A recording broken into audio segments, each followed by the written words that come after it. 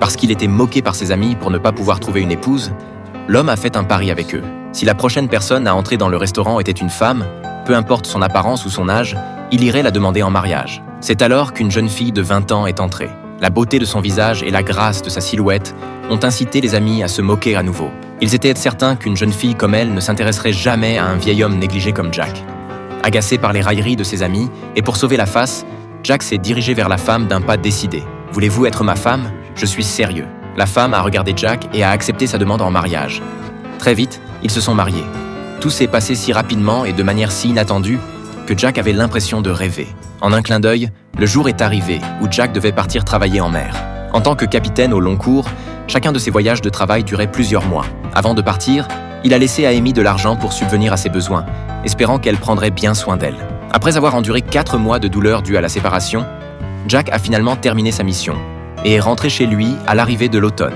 Il avait hâte de retrouver sa maison, profondément attiré par cette épouse qu'il ne connaissait pas encore très bien. Dans la période qui a suivi, Jack et Amy étaient presque inséparables. Quelles que soient les circonstances, leurs regards éperdus d'amour ne se quittaient jamais. Ce soir-là, Jack a aidé sa femme à réceptionner une lettre du commissariat de police. Sa femme a éludé en disant qu'elle s'était juste fait voler son sac dans la rue. Jack, voulant montrer ses responsabilités de mari, a insisté pour aller régler ça, mais sa femme ne voulait pas qu'il y aille.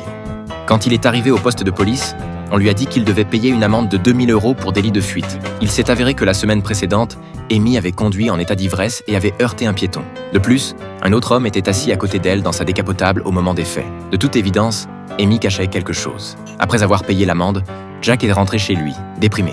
En regardant la femme qu'il aimait, il n'a finalement pas eu le cœur de la confronter. Au fil des jours, Jack s'est rendu compte que la femme qu'il aimait profondément ne semblait pas si fidèle.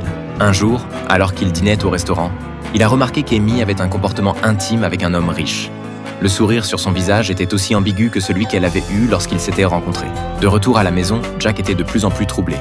Il a donc voulu obtenir des informations de la bouche d'Amy. Cependant, Amy a continué à éluder la question. Ils se sont disputés à ce sujet, mais Amy a dit que Jack était devenu très grossier. Sur ce, elle a tourné les talons et est partie.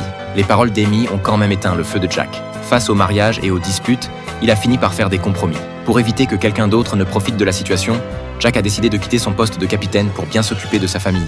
Cependant, ce jour-là, quand il est rentré chez lui, il a découvert que l'homme de la dernière fois était dans son salon. À ce moment-là, Jack n'a plus pu le supporter.